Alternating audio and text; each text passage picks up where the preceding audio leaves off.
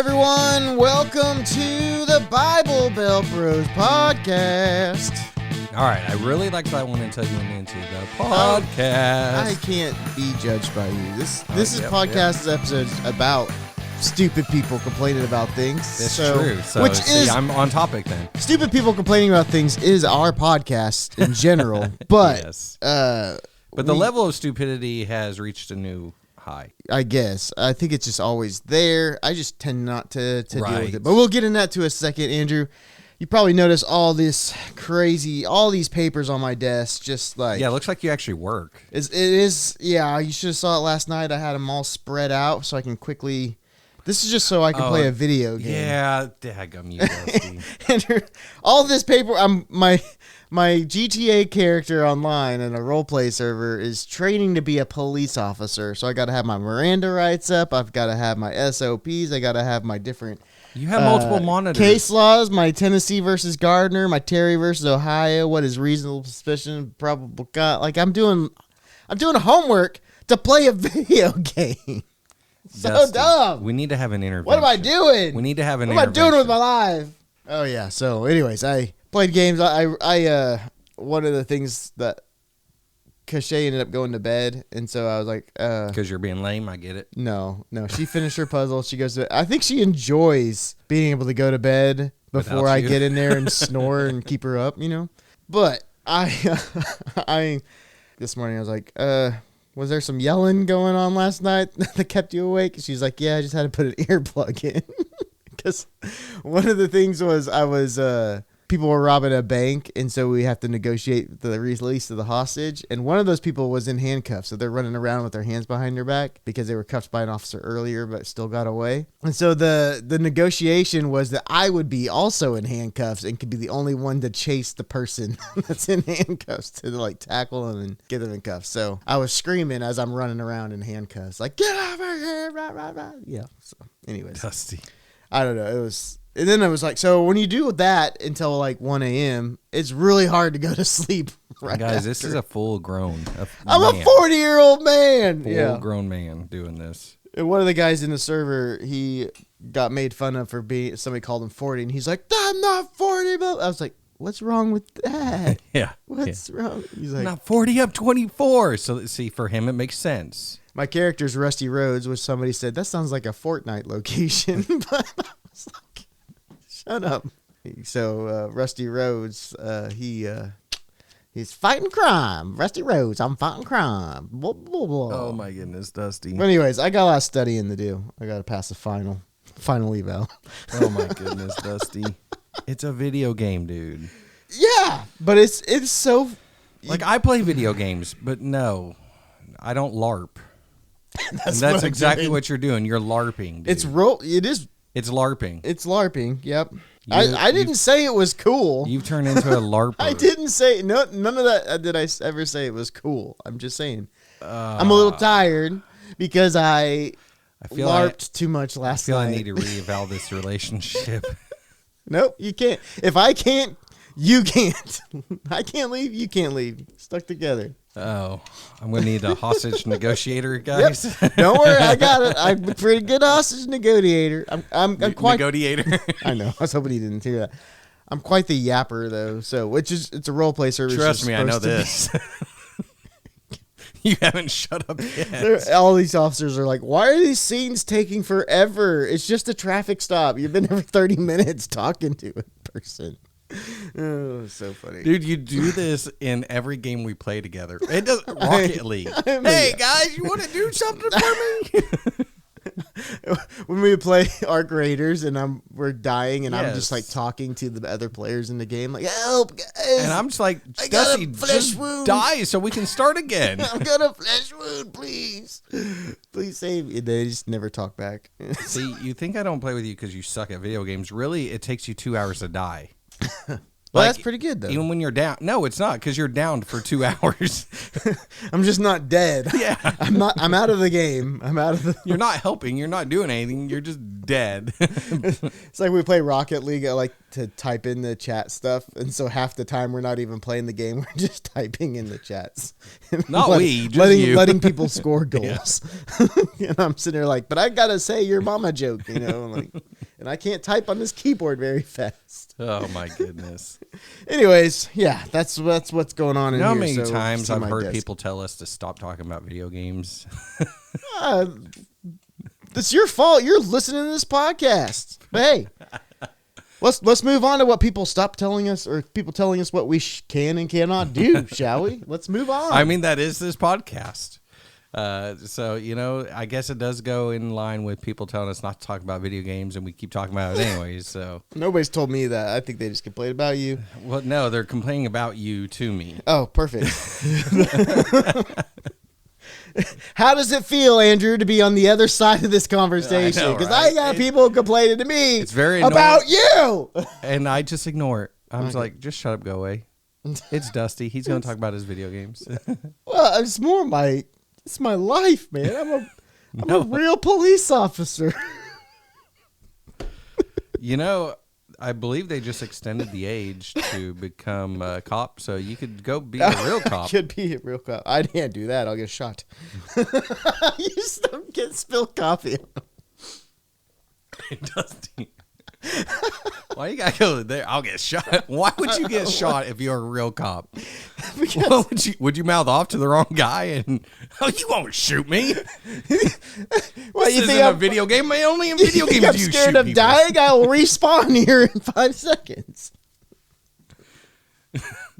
I could see you in real life. Hey, cuff me up. I'm going to chase after this guy. Oh, sad as a 40-year-old man, you would do stuff in real life just for the memes. That's yeah. Anyway, yeah. Well, around prom season, our church youth ministry for the last 4 or 5 years or so, even longer than that, really, but it's been strategically around this time since Kyle's been back, is we focus on a series, a topic at youth ministry that goes over basically sex in general, do's and don'ts, God's design for it. A lot of churches will do a sex series around Valentine's Day, and we choose to do ours a little later around prom, because of, especially the older kids, there's just a lot of the end of the school going into the summer, like all that kind of stuff, just kind of compounding into one.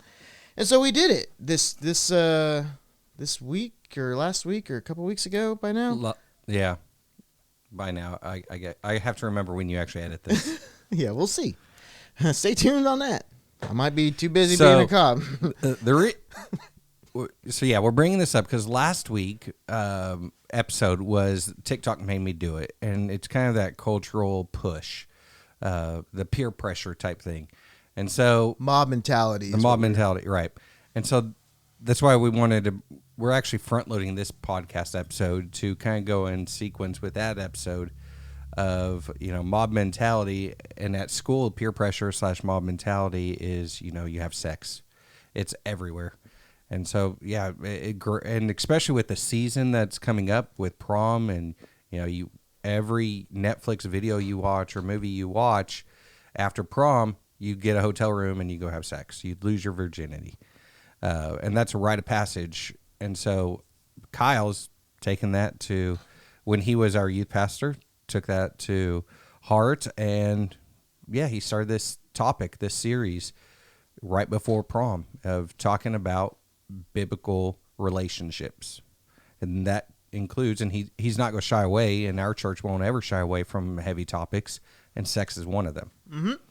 And so this week 1 of the series is going over it's kind of an overview. It's kind of like an overview. It's kind of what sex is a bit, like the different levels of touching, basically. Like you have hand to hand, hand to thigh, mouth to mouth, like all of them, And so basically going over like that, and then if you've gone too far, like there is forgiveness and those kind of things, and that's kind of the setup for it. And so, you know how we have a big problem when it comes to, in our city especially, there's like 7 Facebook gossip groups for just our area here. Yes. And so, obviously, somebody gets kicked out of a gossip page, and so they start their own gossip page. Yeah, that's what I feel like. They get kicked out of one, they go to and move to another one, they start their own. I'm going to be a better gossip page and have unfiltered. I'm going to be Truth Social. And we don't have this certain person in here. Yeah, this person dominating and blah, blah, blah. And so that's what, so I didn't even see it. I'm a member of one of the gossip pages because when I owned a business, there was somebody that was like lying about my business profiting over somebody's thing when I was actually giving free shirts away to help do a fundraiser. I'm not a member of any of them because I don't care about it. Well, I don't follow, like, you know how you on Facebook, you can be a part of it, but don't follow, but you can't comment if you're not in those groups. And so I couldn't defend myself. So that's why you just unfollow certain pages. Well, I mean, and then they don't. You don't. Yeah, okay. Leave I thought them, you were but making fun of me. I thought you were making fun of me. No. Yeah, you just don't follow them. I don't. Yeah, okay. So it's. I do it to your sister because she posts a lot. So I'm still her friend. I just unfollowed so that her feed or my Facebook's not filled with her. Especially on the TikTok because she makes money off those TikTok ads. So she's like posting like 3 times. I randomly bought something that she promoted, and I didn't even know she promoted it. Well, there you go. Easy peasy. Well, no, I don't think. Oh, she didn't get the money. Credit oh, I didn't jerk! I didn't know she promoted it. What a jerk! You should follow her page. I saw these really cool swim goggles, and they're polarized. Yeah. I bought them, and then later on, I get this TikTok suggested your friend Crystal. I guess I won't say her full name, or her TikTok page. Promotes these or something like that. Mm-hmm. And I was like, oh, oops. Well, sorry, Crystal. Well, sorry you missed out on a few dollars. Anyways, yes, you can unfollow, but still stay on the page, and that's what you are, guys. Right, exactly. And so I do that just because of times like this. Yes. People start talking bad about the church, then we can at least go in and give our viewpoint. And that's what happened. So somebody talked on one of these, it was like the 3rd or 4th generation of Sand Springs gossip pages.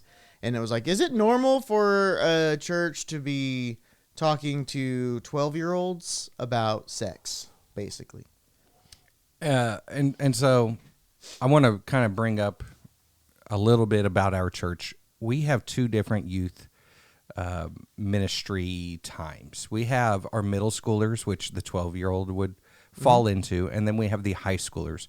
We did this intentionally. Because we understand middle schoolers, or our church understands that middle schoolers have different topics and talk about different things than high schoolers. And so you don't want to lump a 12-year-old with an 18-year-old. That's a little inappropriate. So yes, our church does have separate times for these messages in which and then they break out into their own small groups at separate times. So these 12-year-olds were with other like-aged people. Right. Versus hearing a sermon that's more geared toward them. Right. Same topic. Right. And we have 2 different youth leaders as well. We have a youth leader that is over the middle schoolers, and we have a youth leader that is over the high schoolers. So to put this in context, our middle schoolers got a middle school appropriate version of the talk or of the topic from their leader, and then went to their small groups with their same aged people to have conversation with it. Mm-hmm. So I kind of want to put that out there. They were not mixed in where a lot of youth groups, you're just lumped in one. You're a kid, so you're with the kids, essentially. Mm-hmm. No, the high schoolers have their own. So go ahead, Dustin. And ours is like 6th grade, 6th, 7th, 8th is in one, and then 9th and up is the other. Yeah, 9th through 12th is the rest. And then college, they have their own ministry. Yeah, and so they're hearing it, the same sermon, the same preface, but it kind of more maybe geared toward them, a little bit maybe less serious at a 12-year-old range, that kind of thing. And so this parent complaining that their kid is basically being taught about sex and has heard the word sex in church, and they're like, is it weird for this? Blah, blah, blah, blah. And so, and then obviously on those forums, online forums, now you're going to have attack after attack after attack of things that are untrue, basically. Yes. Talking about grooming kids and like just a lot of these weird people out there that's, worst case scenario, I guess. Like, I'm not going to say stuff like that never happens, but I would say that, like, not in this situation, not mostly in 90% of the situation. I would say that is rare and few in between. And probably more older. I did make a joke while we were golfing. It wasn't golfing. It was at the church. Oh, well, I remember talking through about golfing. So I was like, this would be a funny topic, but then we didn't do it. But yeah. it was more of the fact of, because I think it's weird as an adult leader. Like, I'm not going to text I'm a leader of 9th grade boys. I'm not going to text them. I'm not going to have like private non-grouped conversations with them and stuff like that. Part of it is because my kid's not in that youth ministry, so it's like I don't have like any kind of parent connection besides just I'm the youth guy. Yeah. I don't want to do that, and so we made the joke because I think it's weird. And then it was like, well, yeah, when we grew up, youth pastors did marry students like that. Yeah. That was the thing. Youth pastors were a lot younger. Youth pastors were like college kids. Yep. Maybe a year or two out of college, coming back and being a youth pastor. Like it wasn't like a full-time nice paid position that was really vetted out. It was like we have a need for kids and we have this guy that's still around. Or they were literally one of the youth that just graduated. Exactly. And they're turning around and now being a youth pastor to their peers. And so the craziness isn't that wild for something like that to happen. Yeah, there was some that maybe had larger age gaps, over time. But like I was doing a count. I was like on a 1, 2, 3. I know at least 4 youth pastors that married a student that ended up going through a few years of their youth ministry before. Most of them were 18, I guess, by the time. But yeah, either way, like that, I get that. Like that old school, like that stuff like that was maybe a little more common than it is today. Right now that we have like actual pastors who are vetted out. I wouldn't say that. No. Oh, you wouldn't say no. Now we're in the day and age of social media. You can't hide anything. Oh yeah. Back then it was just a lot easier to hide those relationships and those things, and it wasn't so taboo. If you put those same relationships in a social media generation, I don't think they last. I don't think they'd be, they would have been, possibly. They probably would have been booted out of the church due to pressure from communities and other people. More parents would have found out and thrown a fit. So yeah, I feel that's what would have happened if you put those relationships in a time of now. It would definitely be larger outrage pressure, just like how I hear stories of things that happen in Kentucky. I'm like, why would I care about things that happen in Kentucky? Like, yeah, like local news story. It's not local to me. Yeah. Like, what am I doing here? If it starts with a K, it does not. Or sorry, wait, no, W. It doesn't pertain to me because W is the other side of the Mississippi. Okay, whatever. I agree. I still think some of those youth pastors did get removed. I remember youth pastors being let go because just the rumors that would spread in a small town, not through social media, but the same reaction in a small town. But all of that to say, like, that generationally is different now. And so I think that youth pastors are vetted. There's some that are older, already married before they become youth pastors. There's just a different culture of youth pastors in general. They're not old youth kids helping out with the youth ministry they were just in, and the girls that they were flirting with when they were in the youth ministry. You know what I mean? Like that kind of thing. This kind of goes along with the teacher-student relationship thing as well. Because in the church, the youth pastor is essentially the teacher to the student. So, and you don't hear of as many, and I guess you do hear of them, but I don't feel there's as many student-teacher relationships these days either. I mean, we may hear about something going on in Kentucky. Yeah. But again, that's social media. But you're hearing the same story, the same person. Yeah. So. I mean, yeah. Derailed you a little bit there, but the idea was like you got these people pulling up maybe some baggage that they have in church hurt and pulling that into a conversation about should a church not talk about sex. And then finally our youth pastor or lead pastor, I guess, was able to get accepted into this page to be able to leave a comment after there was like hundreds. Right. Now, before all this, another youth pastor in the town did come to bat for our church and, support the conversation or in support of, obviously the church talking about sex. Because here's my thing. If you can't talk about it at church, where can you talk about it? The church is in my opinion, the absolute best place because you're learning the right way. You're learning boundaries. You're learning things like that. And as a parent, you're probably that parent that's complaining about somebody even talking about it is probably not talking about it and just hoping that they just never find out. Right. Like that's, back in the day when we were kids, the birds and the bees, parents didn't want to have that conversation. And it's still that way. It's an awkward conversation to have with your child.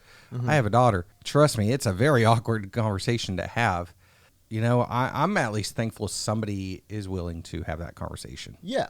Well, and throwing it back a little bit, 20 years ago, when I was in youth ministry, in the public school system, I taught abstinence in 8th grade. And I went to other classes lower than 8th grade. And there was no outrage that the public school is teaching their kids about health and sex and all that kind of stuff. Yes. So I don't understand the preface of somebody is trying to show you, hey, don't have sex till you're married. That's the whole goal here is like to help kids not go into marriages with some hurts, habits, and hang-ups, the celebrate recovery stuff. That they don't have all this baggage going into their future marriages. Like, hey, that's what we're trying to do. We're not trying to, hey, here's a condom, here's how to put it on so you don't have a baby. Like, that's the different side of the that's the school side. Yeah. Now, our school was different because we have Christian influence in our schools, and so we had a program that we could teach those things, but in an abstinence. Yes, but that's a program you did. In this case, and even in our day, when we were in high school, we had home ec. Kids would carry around babies after they had those conversations, after they were taught that here's how you have a baby. Right, by a public school teacher. So, and there's no outrage to that. Right. There's no, you have to sign a permission slip or anything like that. It's just taught. That's part of the curriculum. So where's the public outrage for that? But then when it's done in a healthy way in another setting, and let's be honest, a lot of parents just send their kids to church on Wednesdays just to get them out of the house, just to get rid of them for that hour or 2 hours, however long. Right. Or they don't even know where their kids are. Right. Like, so for this, in my opinion, fake outrage, just to cause a stink because you have church hurt or you know someone who has church hurt. And so, or shoot, you just don't want to be told what to do. And so you don't want to be a Christian because now you have to follow a set of morals or have morals and guidelines. And you'd like the less moral life. That's fine. But don't bring this fake outrage and throw it on Facebook and try and rally up people behind you just because you want to. Well, and we're beating a dead horse here a little bit, but like it goes back to the mob mentality. Like this person originally posted it, the way they phrased it, probably they weren't looking for assistance and help, but the way people hijack those questions and conversations to push their agenda. To take it on a gossip, I'm going to argue that. To take it on a gossip page, 100%, you're looking for people to back you up. The way she was like, I don't know at the quote unquote church. Yeah. So then you put it on your personal page. You don't put it on a gossip page. Yeah. If you take something to the gossip page, it's because you are wanting people to attack what you are attacking. One of the things that our pastor was able to go on the page and finally say was like, listen, like twice a year we have all parents come hear what we're going to be teaching the next few months so that you can be informed to know what's going on here. And here's the plans, the scheduling. And like 30% of the parents come and it's already the ones that are already involved in our church 30%. Anyway, that don't matter. It's like, that's what he was saying is like, we're not secretly pushing this agenda on your kid. Like you could have came and we would have told you like, hey, here's a big series coming up and this is what we want. And we're inviting you to come and hear about what we're going to talk about. So yeah, it's just definitely like just no accountability on the parent side. They just trying to push that off. But it's just, I think that if anything, the church doesn't talk about sex enough, even after we're married. Like it's still kind of a taboo subject to talk about when it's like, you should be having lots of sex. Right. Like, and to be fair, Rusty actually did preach on that quite a bit. In my opinion, quite a bit. Mm-hmm. And so now we'll see if Kyle does. Because I feel Rusty would do it once or twice a year himself. Mm-hmm. And not just like come to our private marriage no conference thing where then we can talk about the taboo. No, like, it's like this Sunday morning sermon was our about culture. it. No matter what you watch, it's gonna have that theme, innuendo, the stuff around that. No matter what you watch, Yeah. And so like, why is that okay to just look past? But then we can't actually. Like, I just don't understand. All the way down to movies rated PG-13. You're going to have those innuendos in there. If you own a cell phone, you see it every day. If you get on the internet at all, at this point, if you're on any social media, you're gonna get some glimpses at the very least. If you're driving down a highway, you're going to see those billboards for those adult stores that are sexually suggestive. Yep. So you're going to see it everywhere you go. Everything you do, it's going to be there. So why not talk about it in a healthy way? I wonder if a church has made a billboard that comes off as sexually suggestive, but it's like, now you need to get to church. Have you seen those like TikToks where it's like, it'll show like somebody walking in a bikini and then a guy going, "What are you looking at?" Yeah. You know, like, what do you think I was going to do? What do you think I was going to do? Front of you? Yeah, exactly. Yeah. Have a church billboard that does something like that. I think it's a little too far, Dusty.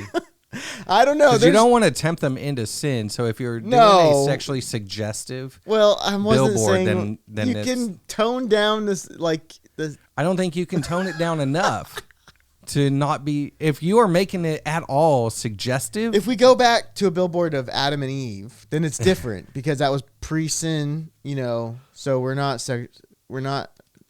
tempting them to sin. I feel I have seen an Adam and Eve adult store themed. Okay, never mind. I am pretty sure I have on I-44 by Joplin. So is that a Christian? No, I'm joking. No. Okay, let's get off that. No, because it was a store right before Joplin coming from Mount Vernon. And I guarantee you've probably... I probably have. Yes. Either way, I do think that the topic of sex, is something that the church should talk probably more about, both before marriage and both the after marriage. Yes. And probably more the after marriage, because some of these couples, like the divorce rate and stuff like that is pretty much the same as if you're married or not married. And some of that is because we shy away from some of those more serious topics. You know what I mean? So yeah. Especially when it comes to relationships, when it comes to marriage. And so if you're a youth pastor, teach your kids about sex the right way. Show them abstinence. Show them the God's plan for it. All right. And all the parents who are bringing this fake outrage, do you watch your children? That's really what I want to ask and want to know. Because I see your kids at church. I see them in relationships trying to sneak off into corners. And because usually I'm the one yelling at them because that's kind of my position there. Where are you going? That's a closet. Right.